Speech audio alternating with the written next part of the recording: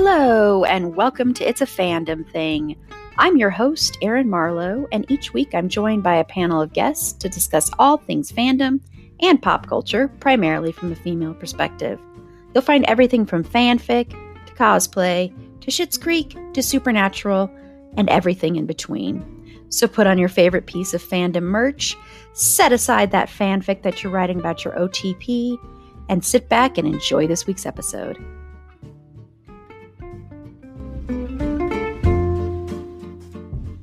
Hi, everyone. It's Erin. I just wanted to say a few words before we get into the episode. Of course, as everybody knows, there was, over the past weekend, another murder by ICE of Alex Preddy. That's the latest murder by ICE. There have been quite a few murders by ICE for this year. And I'm also going to include, when I list the names here in just a second of all the people killed by ICE, I am going to include the name of someone who was killed December 31st, but I'm including his name in this list of people killed by ICE, murdered by ICE. So I'm going to list those names first, and then I just have a couple of things. I'm going to just some call to action and just a couple of words. So these are lists of people killed by ICE this year: Keith Porter Jr., Geraldo Lunas Campos, Luis Gustavo Nunes Casares, Luis Beltran Llanes Cruz, Renee Good, Parati Law, Javier Sanchez Dominguez, Victor Manuel Diaz, and Alex Preddy. And this, of course, also doesn't include all of the people that are in the concentration camps, the internment camps, the ICE facilities, all the people that are there right now, and triggers, of course, for abuse and mentions of assault here. There are reports that the food that, because some of these facilities have children in them too. And there are reports that at some of these places, concentration camps, internment camps, that at some of these places the food has mold, worms. They're not getting food. They're not getting medical attention that they need. There was a ICE person who worked for ICE terrorist, who said that allegedly what he was doing is he was letting this one woman see her husband, who was in one of these ICE quote unquote detention facilities, which is just too kind of a word for these places. But in order for her to see her husband, he was assaulting her, sexually assaulting her. This is just a little bit of what's going on. I am putting out a plea to all of my fellow white people that we need to wake up and we need to do something. This is our problem. This is white supremacy at work. This country has a long, long history of stuff like this. This country was founded on a genocide. This country was founded on colonialism. This is not something new. Jim Crow, slavery, go back and back and back, the Japanese internment camps. You just keep going and going and going. And if you look back on our history, there is so much that white Americans have done in this country, and we never learn from our mistakes, or I don't want to call them mistakes. We never learn from our atrocities that we have committed. We haven't learned from them. And I think some white people are kind of waking up to it, but I still don't think they realize that this is very much a product of the United States. This is something that's been going on forever, because you keep hearing people say, this is not America. It is. It's just white people. We have lived in our privilege bubble for so damn long that we can't see that. And also, we don't learn from our fucking history.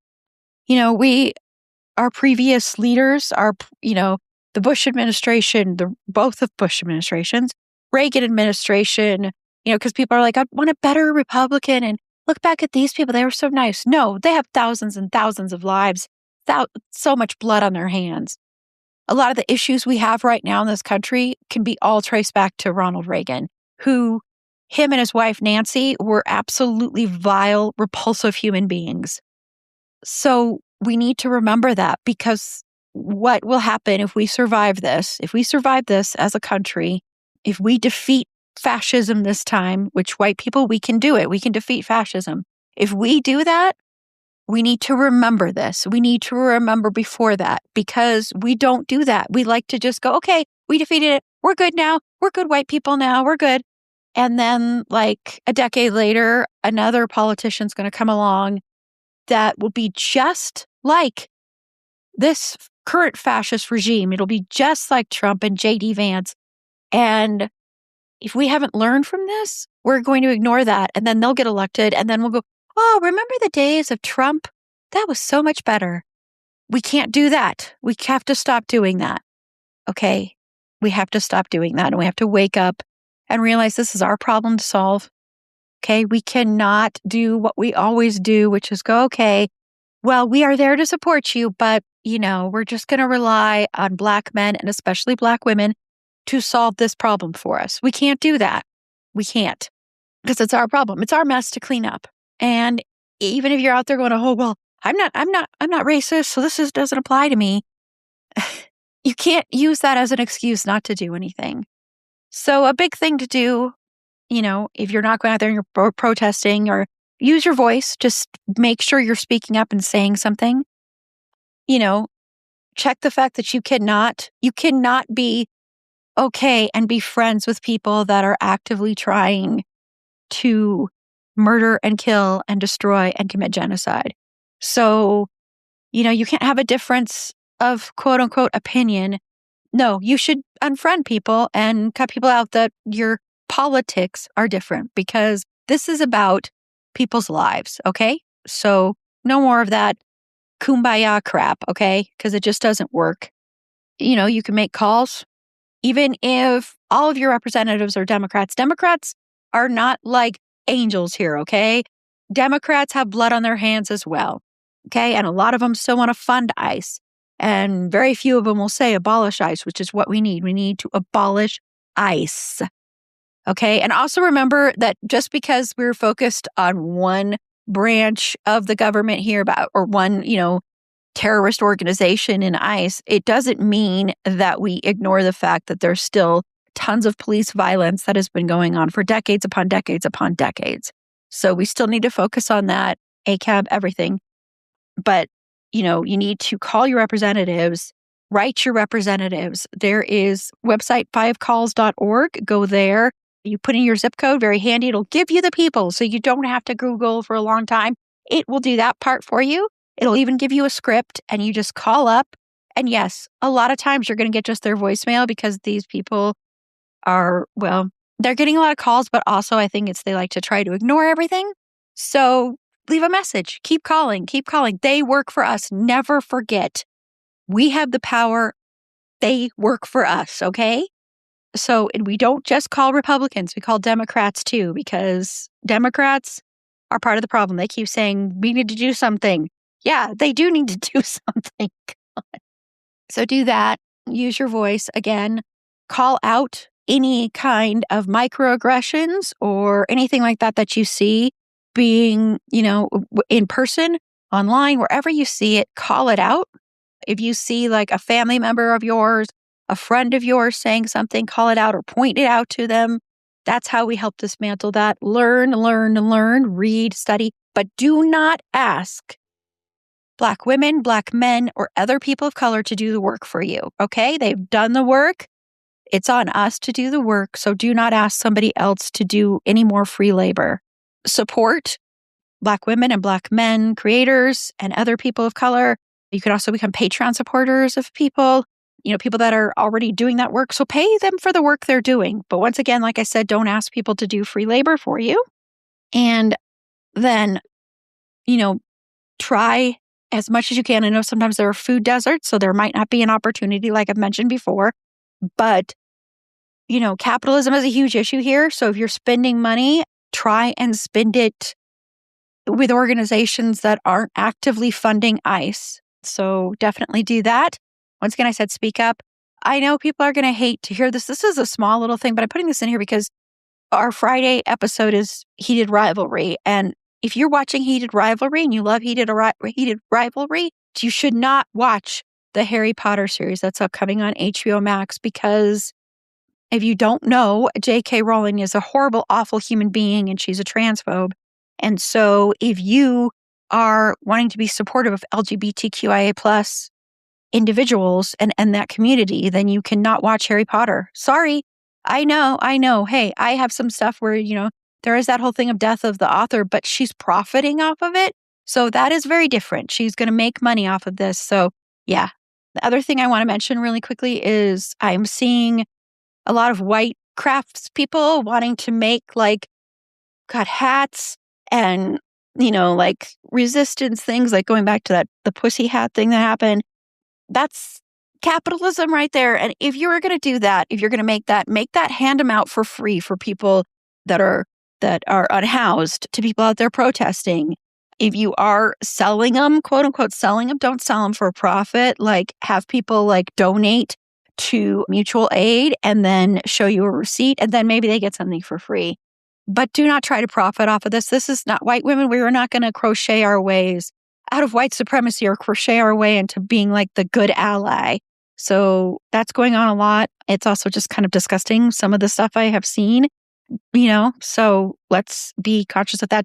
And then I will just say, and I've posted this on social media, but for everybody out there, and I do believe in my heart that the majority of our listeners are not in favor of ICE or this current fascist regime. But I do want to just make it clear, if you support ICE, if you're in favor of this current fascist regime, if you are refusing to say anything because you don't want to get involved in politics or you don't want to make noise, then you are not somebody I want listening to my podcast. You're not welcome here. I don't want you to be in a space where my panelists are in as well, because that, to me, is harmful. And I don't want that. So you are not welcome. I don't care if you leave me 100,000 one-star reviews. I don't care. This is bigger than that. And so you are not welcome here. But again, unless you hate listen to this, I doubt most of our listeners are like that. But again, a reminder to you that if you support ICE, support this fascist regime, if you are I can't say anything because, politics, I'm not going to get involved in that, then you're not welcome. And once again, just a reminder, speak up. We're all learning. I'm learning. We all are going to stumble along the way. But if we're trying to do the work to dismantle white supremacy, that's the only way we are going to ever get out of this. And it's on us, white people, to do the hard work. So let's speak out. Let's talk. Let's write our reps. Let's call. And everybody says vote, which is important. I'm not saying don't. It's not important if we end up having an election. But it's important after you vote to still hold those leaders accountable, because they work for us, not the other way around. So just remember that. We hold their jobs in our hands. So let's try and remember that. And fuck ICE every single day, every single way. Fuck every single person in the world who supports ICE. Fuck them. Fuck everyone who thinks all the people that got murdered, that have been murdered so far by ICE, that they deserve it. Fuck you all. And also, no human being is illegal. So stop saying that, especially when we are on stolen land, white people. Okay. So let's stop that. Okay. Do not call people from other countries that have immigrated here. Do not call them aliens, because they're not aliens. They're human beings. So let's cut out that conversation, that talk as well. And then lastly, I do want to remind my fellow white people, don't use the phrase say her name or say his name if you are not talking about someone who is either a Black woman or a Black man.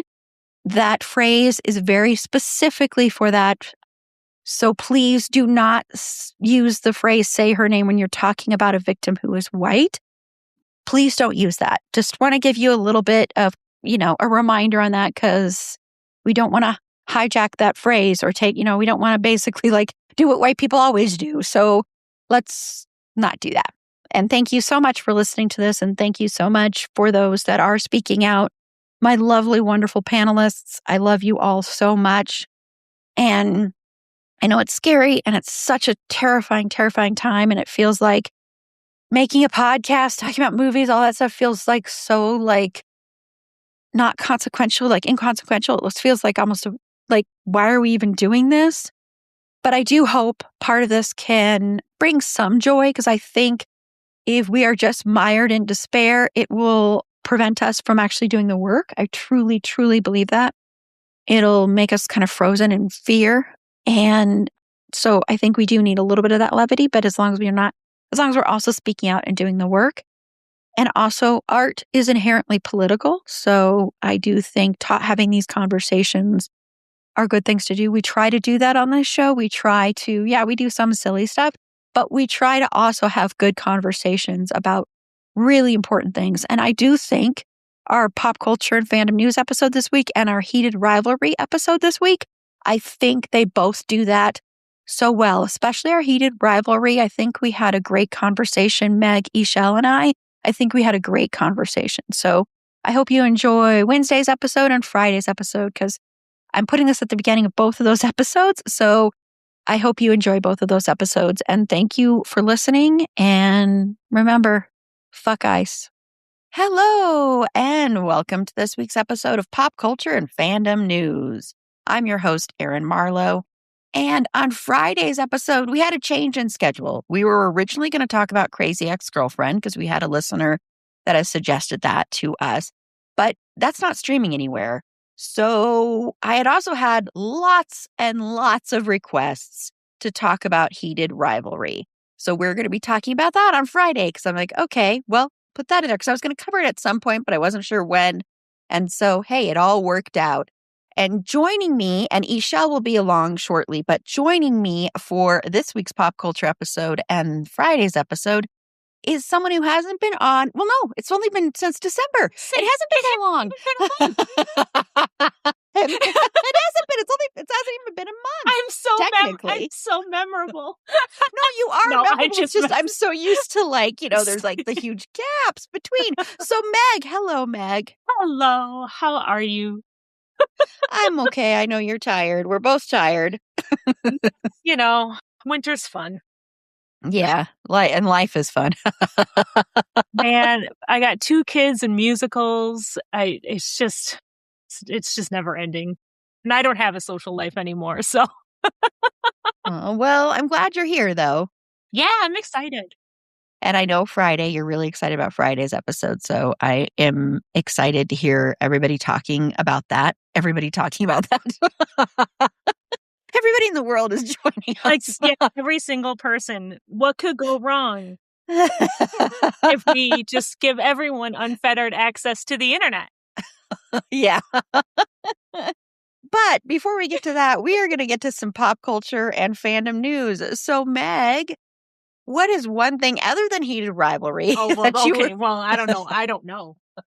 That you're into or looking forward to, or? I'm so unprepared, Erin. No, for anything else. Anyone who's talked to me has known that this has kind of become my obsession lately. I know, I'm really excited that the Pitt's back. I really, really like it. And it's pretty exciting. One of the actors on the show, whose name, because I'm too tired, I can't remember off the top of my head, is actually from my town where I live, and actually was friends with my daughter. So that was pretty exciting to see her. And I love a real good medical drama. So I'm pretty excited about the Pitt coming back. See, I got something else. There's exactly 4 television hours a week that I spend watching something else that I spend not at the cottage. It took me a second there. I'm like, the cottage? You go to, and I'm like, oh, duh. Well, good. I'm glad that there's more than one thing, just for your own psyche. Not because I think you shouldn't be just, you know what I mean? Like, just so that you have other stuff that can bring you joy is what I mean. Not just one thing. I think we need lots of things that can bring us joy right now is what I mean to say. Because there's nothing wrong with being hyper fixated on one piece of pop culture. We all do that. The outside world is really scary. So I'm just mostly trying to focus on stuff that makes me happy and just no longer, frankly, giving a shit about anybody else's thoughts about any of it, because I guess I've reached that age of I don't care anymore. Yeah. Understand. Well, what I'm into, and this is a plea to all my fellow horror lovers to please, please go watch this movie so that it becomes a success, because it is pretty much everybody that sees it loves this movie. And that is 28 years later, The Bone Temple. This, in my opinion, is the best entry in the 28 years franchise. Of course, it started out with 28 days later and then 28 weeks. And then last year, actually it was 28 weeks pretty much ago, they released 28 years later, which I was very about. So if you were about that, maybe listen to me, that this one is fantastic. It is so, so good. And it really makes me sad that it's not doing better at the box office. And I think a big reason is a lot of people were like, that movie just came out. Why are they re-releasing it? People don't realize this is another entry. I think also it's January. And when you dump things in January, it's thought of as a dumping ground where bad movies go to die. And this one's not a bad movie. And critics love it. Audiences love it. And it was directed by Nia DaCosta. And I really, really want her to get a win with this one because I don't want her to get blamed for something failing. So she does a great job. It's very, very, very different than, than the one that was done previously, and the style it's done in and the cinematography, everything like that. It was written by Alex Garland, who wrote the other one as well. And I just want to say Ralph Fiennes is so damn good in this movie. Yes, please go see it, Carla. I want everybody to go see this movie. This feels targeted to me. Yeah, this is not a Meg movie. I will say this is not a Meg movie at all. But Ralph Fiennes is fantastic in it. So is Jack O'Connell, who plays Sir Jimmy Crystal, and one of the most despicable villains I've ever seen on screen. He's so creepy. And of course, if you don't remember, he played the villain in Sinners. So he is cornering the market on amazing villains to watch in horror movies. And he's really fantastic in this. Also, a shout out to the person who plays the Alpha, if you remember from 28 Years Later, or also known as Samson, Shai Lewis Perry, who's really, really good as well. I do want to say, though, a warning for this movie is, even though I love it, I think it's the best entry in the franchise. I give it 5 out of 5.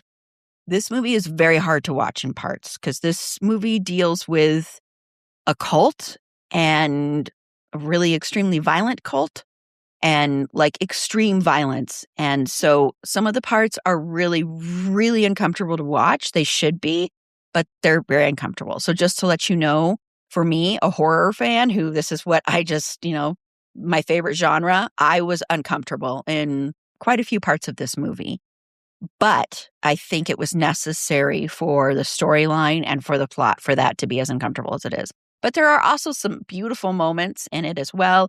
There is an incredible scene that I will not soon forget, and I don't want to give too much away. And Ralph Fiennes is so incredibly good in this scene, and his movements and his trying to sing a little bit, but not necessarily doing the best job. But it's just absolutely, he's so, so good in it. And once I'm able to watch this on digital, I am seriously probably going to just rewind that scene over and over and over again. Not even kidding. Once again, please, please, please, please go see 28 Years Later, The Bone Temple in the theater, because it deserves to get a lot more love than it is getting as far as box office goes. I don't know if I would know what to do with Ralph Fiennes not being the villain. Yeah, he's not the villain, and that's not a spoiler if you saw 28 Years Later. But yeah, he's not. I know. He plays such a good bad guy. He does, but I think that's why this is so nice to see is, see him do something different, and he's having so much fun. When you watch any interviews with him talking about this and how much fun he had making this movie and everything like that, you can tell that this is just something that he's cool, I get to do a different kind of role for me. So yeah, there's full frontal nudity of Ralph Fiennes. I don't know if it is actually him, because there's full frontal nudity of Samson, which that was the case, and a lot of people were making, it's pretty big. That actually is not the actors. He said, nope, that's something I'm wearing. That's a prosthetic.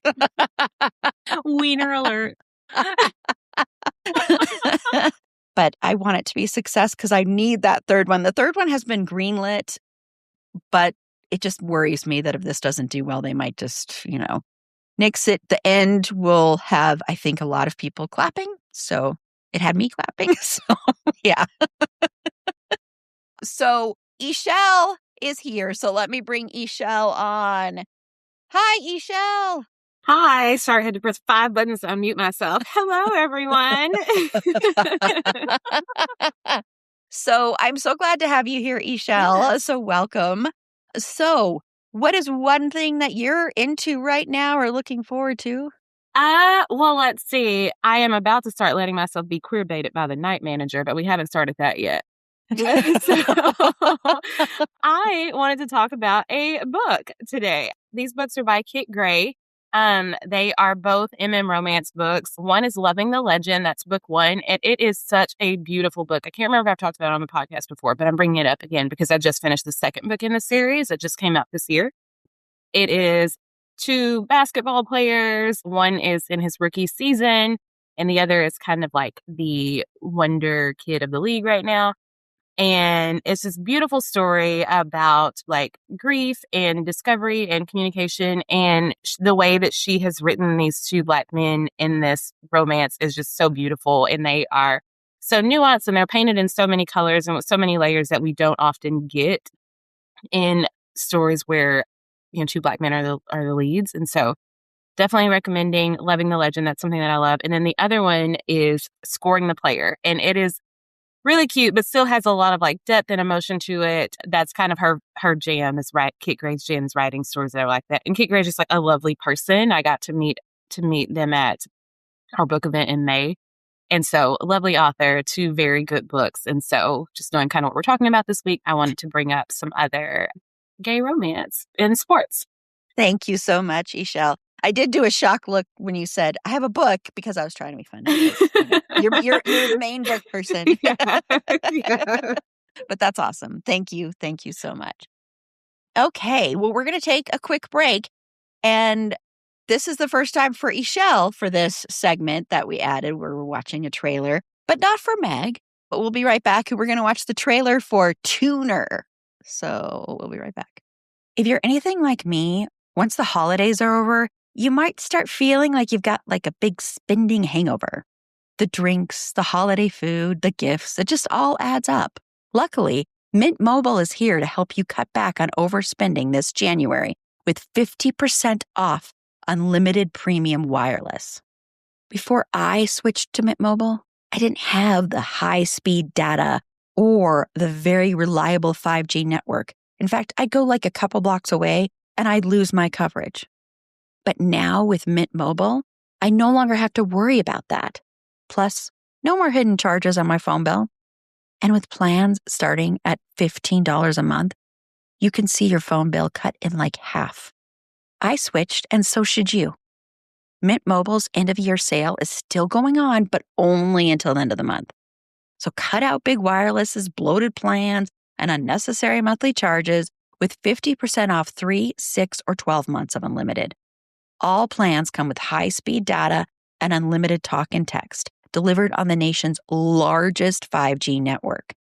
Use your own phone with any Mint Mobile plan and bring your phone number along with all your existing contacts. This January, quit overspending on wireless with 50% off unlimited premium wireless. Plans start at $15 a month at mintmobile.com/fandom. That's mintmobile.com/fandom. Limited time offer, upfront payment of $45 for 3 months, $90 for 6 months, or $180 for 12-month plan required, $15 a month equivalent. Taxes and fees extra, initial plan term only. Greater than 50 gigabytes may slow when network is busy.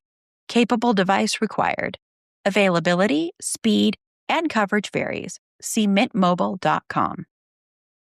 Okay, it's that time, everybody. Hit pause, check your show notes, and watch the trailer for Tuner. Or if you don't care about watching it and you just want to hear our reactions, you don't have to hit pause. But we'll be right back with our reactions here. Okay, so we just watched the trailer for Tuner.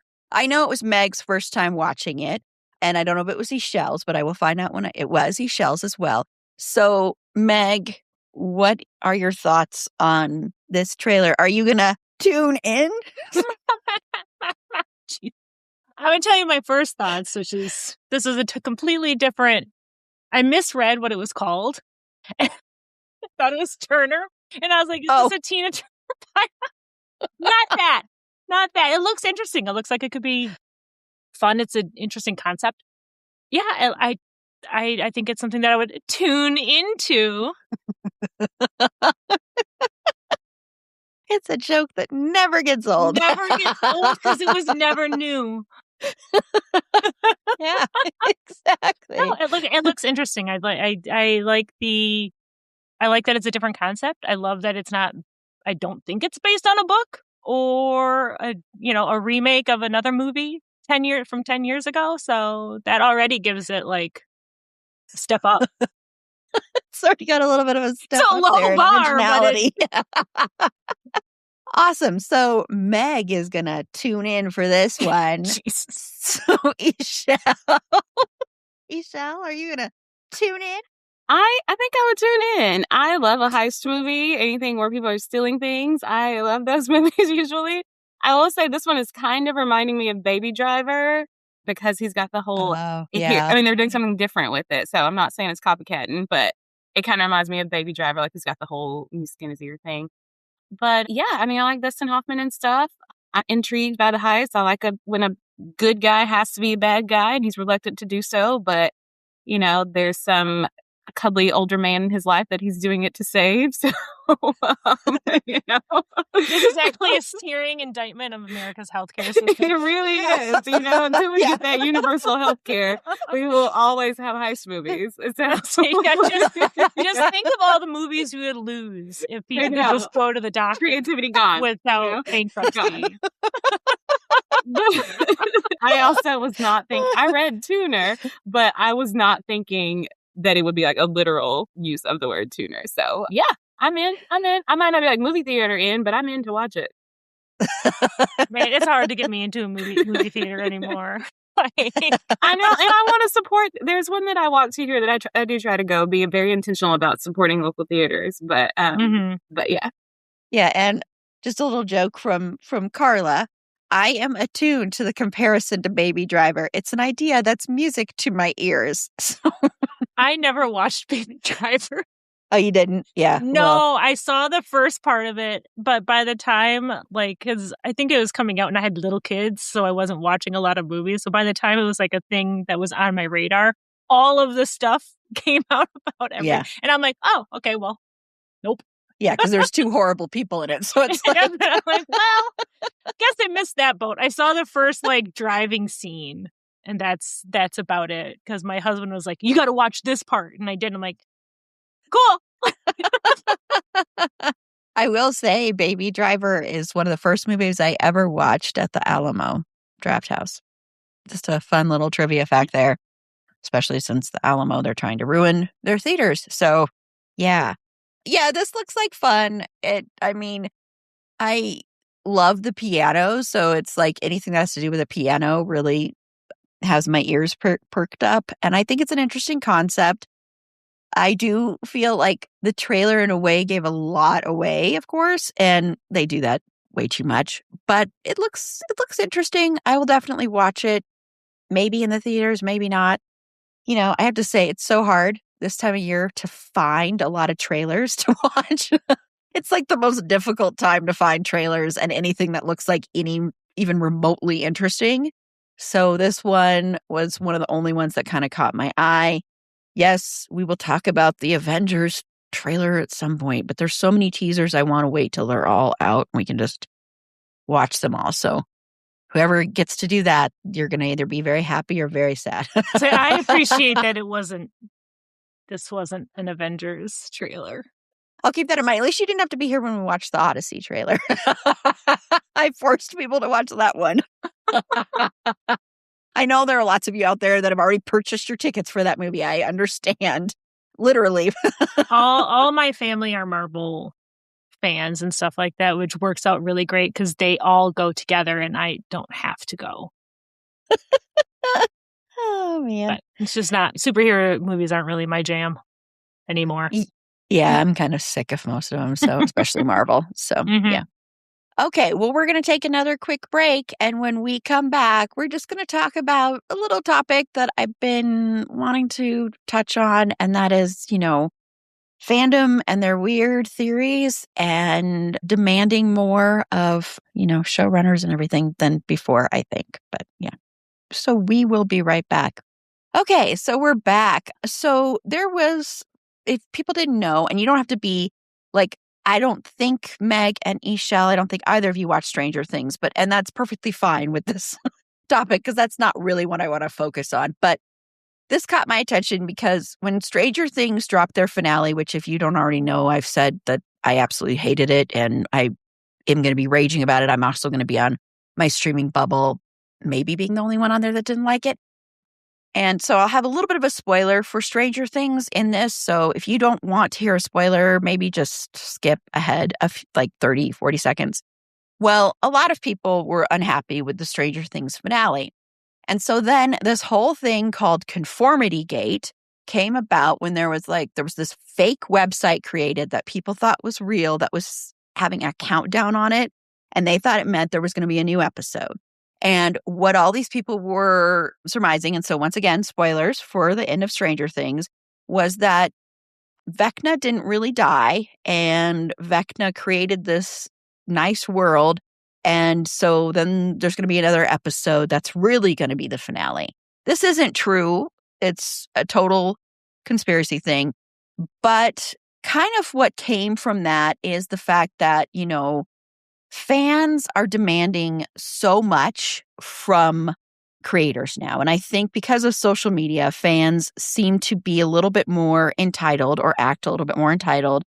And so there was a tweet from Freddie in Space that said a documentary will be made about Conformity Gate. And it's really not about Stranger Things. It's about fans demanding they get from their entertainment exactly what they desire. It's about conspiracy theories and how they spread online, a microcosm of so much going on right now. So since we cover fandom, I thought it would be a good topic to briefly discuss. And we will at some point maybe do another episode about conspiracy theories, but more in a fandom lens. So Meg, what are your thoughts on this? I'm begging fans to just be normal for once. Like, what? I'm going to sound like such an old lady when I'm just like, back in my day, if you didn't get the finale you want, you just bitched about it and then moved on. And if you're like me, never watched How I Met Your Mother again.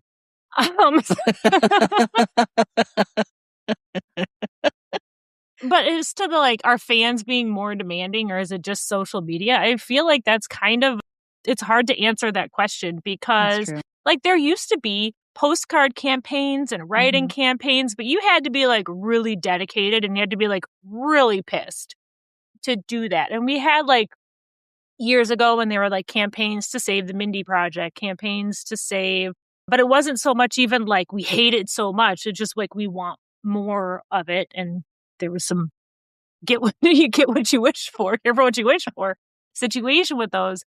But I feel because the immediacy of social media, I genuinely believe there needs to be not AI because AI sucks and fuck AI, but something that's hey, maybe wait 5 minutes before you send this tweet. Yeah.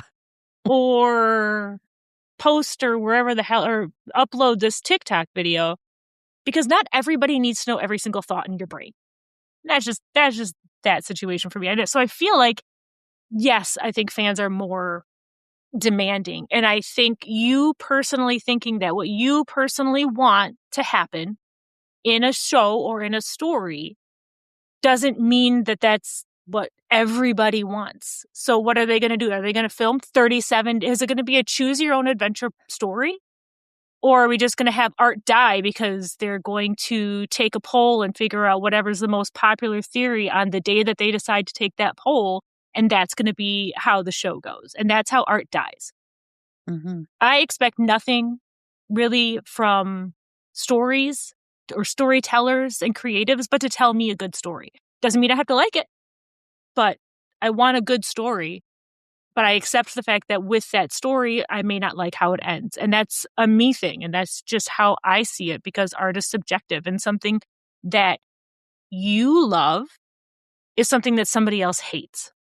And I feel like people are losing their ability to just have a conversation and disagree with people about stuff. And I feel like it's incredibly frustrating to watch people begging to be spoon-fed stories and art exactly how they personally want to see it, because that means they don't need to stretch their brain and they don't need to look any deeper into it. And it sounds so cliche when I say like media literacy is dead, feels so overused and so cliche and everything like that. But it's frustrating because it's dumbing down shows. Shows now are a lot of time being marketed to people who are going to be watching 2 different screens. So they have to make it really, really simple for you to digest. And it shows.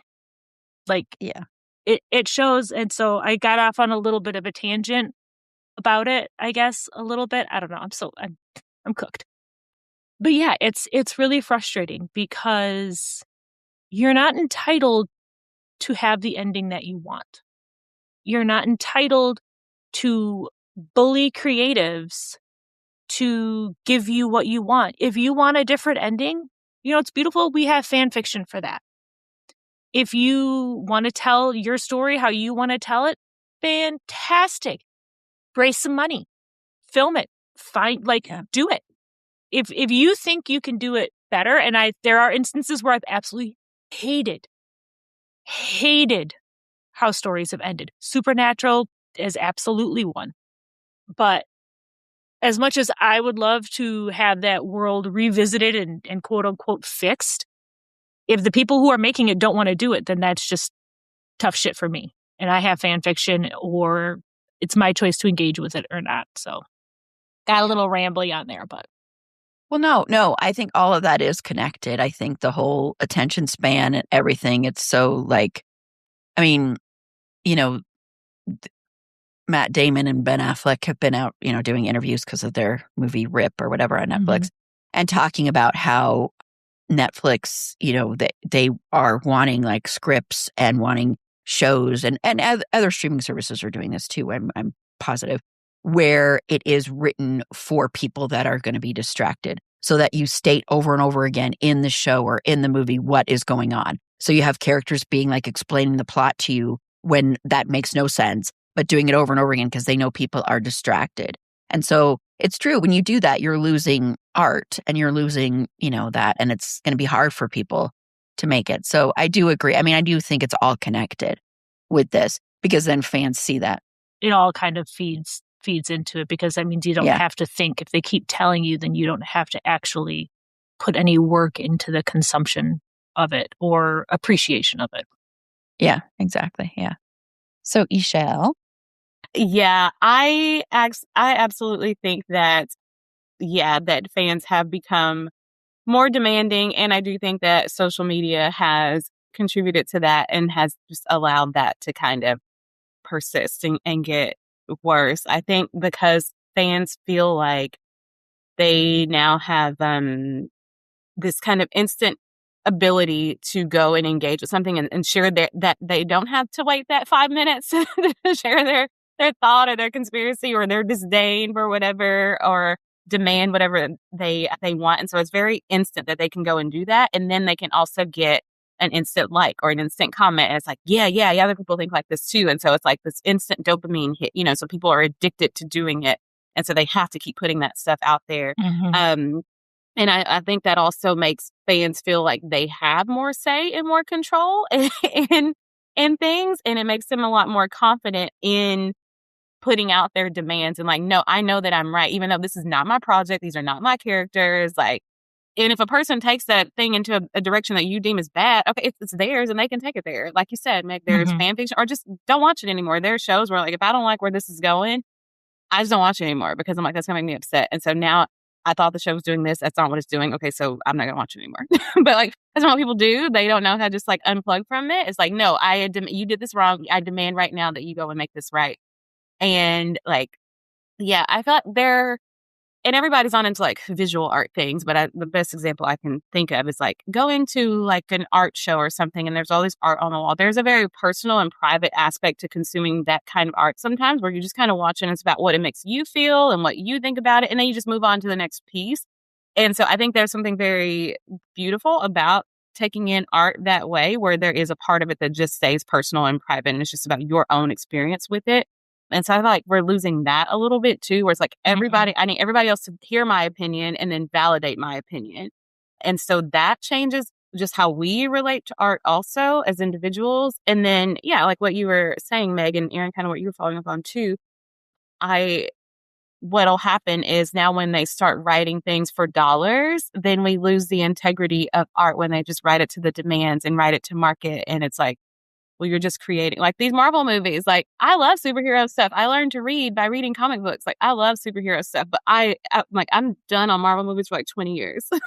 Yeah. You know? If they want to do like 20-year gaps in between them, I'd be totally fine with that, because it's just so much of it, you know, and all just kind of like muddled together. Like, I can't tell you one movie apart from the other. Like, I don't remember anymore. And so, yeah, I just really hate that one, that it is feeding into this thing that is happening in society in general, and like how we are, I don't want to say relating to each other, because we're not, like but just like, I don't know, what we're demanding of each other, what we're expecting of each other. Just that is really, I was going to say getting out of hand, but I think it has gotten out of hand. And then it just, yeah, it's really impacting the way that we get to ingest and consume and appreciate art. And then it's also impacting the way that art gets put out and created for us. So it's a very sad thing. Yeah, it really, really is. I mean, I think it also leads, there's some fans that like literally send death threats because they don't like the way something ends. And that is just really crossing the line. And look, I hated the Stranger Things finale. I do not want it redone because, frankly, I think it'll probably end up being worse. I don't have any confidence that it'll be like saved. But I didn't like it. I moved on. Whatever, it's done. I'm kind of relieved the show is over and done with. I know they were having spinoffs, whatever, but I'm just glad it's done.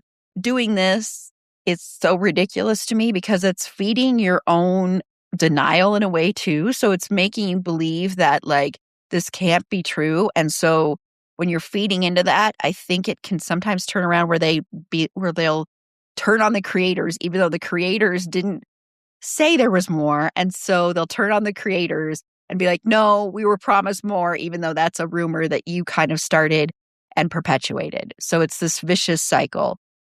I think some of the worst examples of this are actually, one of them is Halloween Ends, which, look, I understand why people don't like that movie. I totally do. I'm a huge defender of it. I think it's really good. I understand because people didn't like it because there's very little Michael Myers in it. And I get that. I understand. But there were death threats sent, and then there was a change.org petition to reshoot the movie. That is ridiculous. This is a franchise. You're going to get more Michael Myers eventually. He's going to come back. That's the way these things work. Unless, Friday the 13th is a different thing because of rights and everything. It's taken a while. But there's a Friday the 13th like prequel series TV show that's coming out. So you're going to get stuff eventually for Halloween again. I understand you didn't like it. I get it. It's frustrating. And it was marketed wrong too. And so I get that. But to send death threats to like Jamie Lee Curtis and then to like do a change.org petition to reshoot it is some entitled BS as well. I mean, it's horrible to send the death threats, but it's also entitled to do like a petition. And that also happened with Dexter. When Dexter came back, when Dexter New Blood came back, and that ending happened. And I know Carla and Jen and I are three of the only people that loved that ending. Well, people were so furious about that, did a change.org petition. And I honestly believe the Dexter series that have come from that are because of that stuff. So what they did, in my opinion, and I know part of it's money because they want to make money, but I think they almost gave in a way. And so now if you see that one fandom wins in some way, then it means that other people can follow suit and harass and do all that, and they might win. And hey, I could be totally wrong. That's just my theory. And I'm not saying that, nobody can end up changing their minds or whatever, or that, aren't entitled to share your opinions. But when you harass and harass, it's bad. I mean, going back before social media, I remember I loved Roswell. And I know social media was sort of a thing, but not really. And Roswell was a series that was always on the bubble, and that was on WB. And so what fans would do is they would send WB cases of Tabasco sauce because the aliens on the show had to put Tabasco sauce on everything. Meg's nodding her head. You watched Roswell too? No, but I remember hearing, I remember when this happened. Yeah, and that is really cool, actually. That is a cool, creative way to campaign for your show to be saved. And I think it worked because that show didn't have the highest ratings and it was always on the bubble. And so the passion of the fans helped save it from cancellation. That to me is a little bit different than if those same fans were to have gone on social media and harass people and threaten them and do petitions which to me, change.org petitions, to me, using that when it comes to something like that feels so icky to me. It's taking away from what I think some of those petitions are to be used for, because I know that was used to save, they had a save countdown campaign for that show. And I believe they were using a change.org petition. And it's just kind of why use those petitions? It just feels really weird. Yeah, because if I remember correctly, change.org was if there was a certain number of signatures on the petition, it was it should be addressed by not necessarily whatever administration, but I feel like it was meant to be something that was petitioning more of the government to respond to concerns of the citizens. So I'm just curious, what do you think okay, sure, president is going to be yep, you WB, you better make more Roswell. Netflix, you make a new Stranger Things because 7 people and 347 bots decided that they don't like it. Yeah, that's the thing, is it feels so icky to me when people use those things that are supposed to be for real stuff, Just ridiculous. Yeah. No, it's so stupid. Yeah, it's so stupid.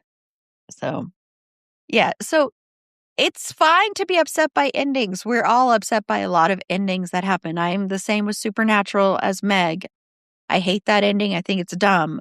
Lots of endings have really pissed me off. And I know there are historical ones like How I Met Your Mother and Game of Thrones and all of that.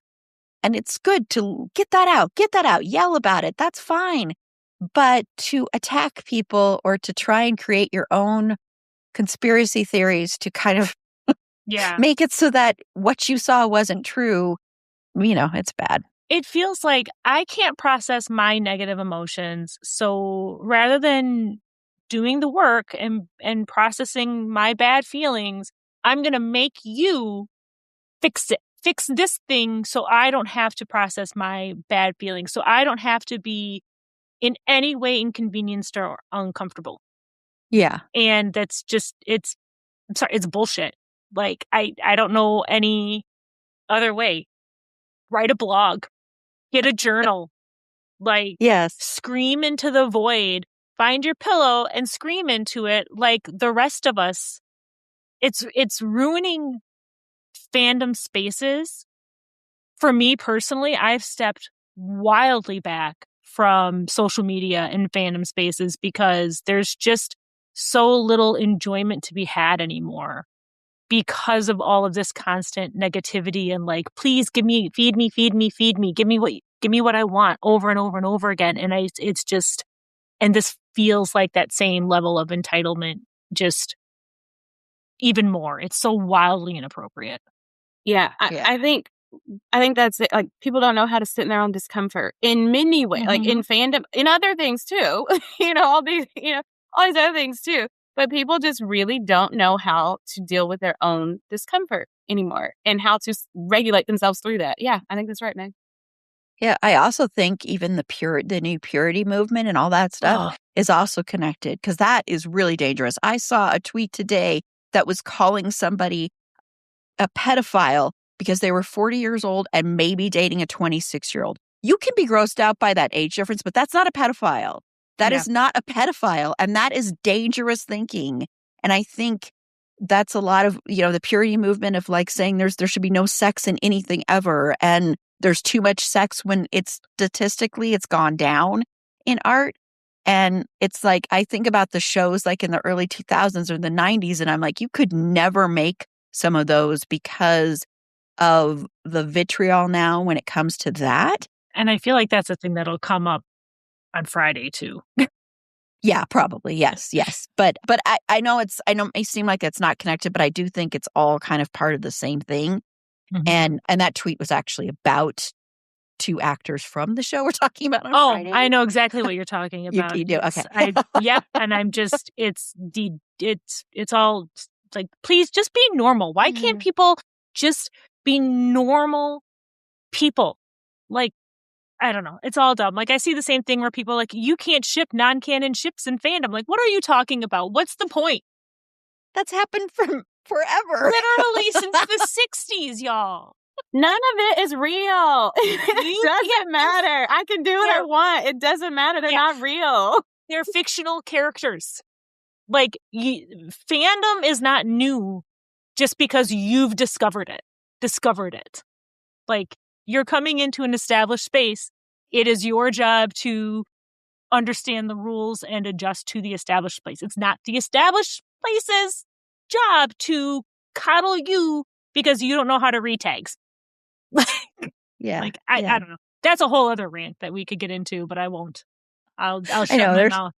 No, there's so much to it, and fandom's making me so mad. Yeah, we'll just have to do a special episode about it. So, yeah. But anyway, try to be better, fandom out there. I know the majority of like our listeners are probably the same as us on this, but still, if you're not, please try and think and try and like pause for like 30 seconds, read what you're about to post. I've done it before in my Reddit journeys. That's my bad place. Some things belong in the drafts, y'all.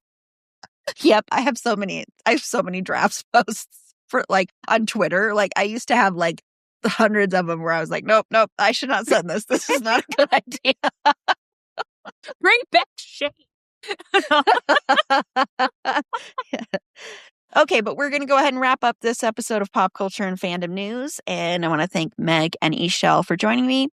We're going to go ahead and close out, and they can say where they can be found. And then I will let Ishel tell you, because I know it's open now for people to submit stuff, right? To sign up to be part of. Sure. I was like, what in the world? Yeah. Part of Queers and Quills. Yeah. Well, right now we're kind of on a wait list with our authors. We had a lot of interest, which is so awesome. But we are still open to vendors who do kind of artsy, creative, bookish things, and who our vendors are usually queer-owned vendors.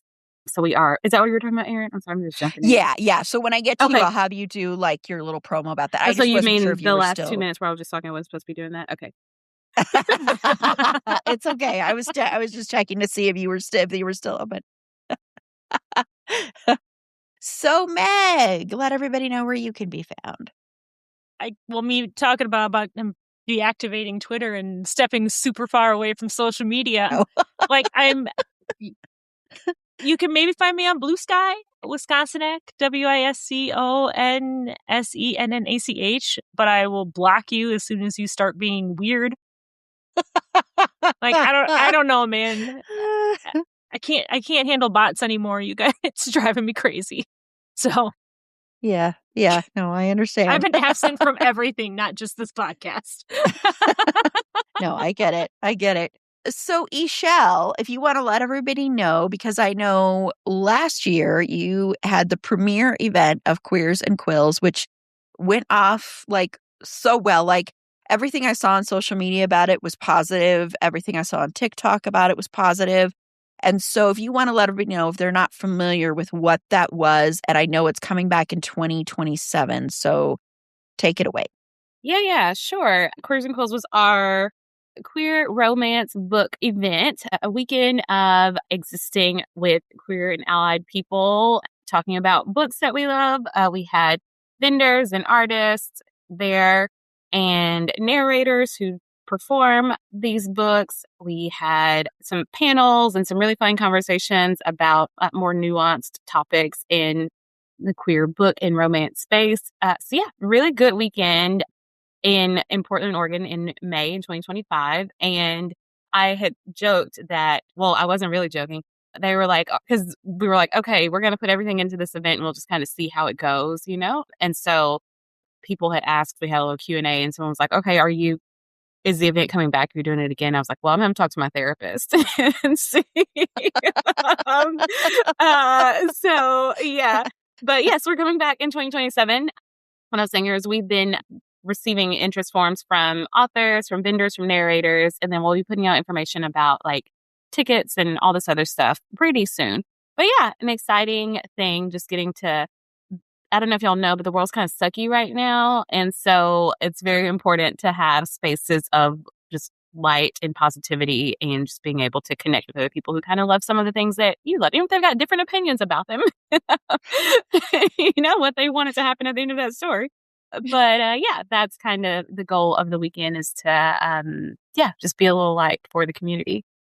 And where can people find more info of their vendor or potential vendor or anything like Yeah, that? you can go to the website, queersandquills.com, and there should be some links there and more information coming soon. There's also a social media page, and so there'll be some more activity on there soon, too. Awesome. Thank you. And I will put the link in the show notes, of course. So thank you so much, Ishel. And congratulations again. Really, that's, I know that was a lot of work that went into that. So congratulations to you and everybody else who organized that. So yeah. Okay. Well, Fergie the dog would never be so demanding, except for that she wants to demand that Indy the dog never gets to work in another movie again because she's so annoyed with me talking about Indy the dog all the time. So that would be her only demand is make Indy retire. But you can follow her on TikTok at Schroeder and Fergs. That's SCHROEDERANDFERGS. It's long, but it's worth it. To find links to all our past episodes, links to our social media, including our Discord server, which is a pretty open, welcoming place if you're a good person to come and talk about everything from TV, film, books, fanfic, politics, pets, everything. You can find that on our website. It's a fandomthingpod.com.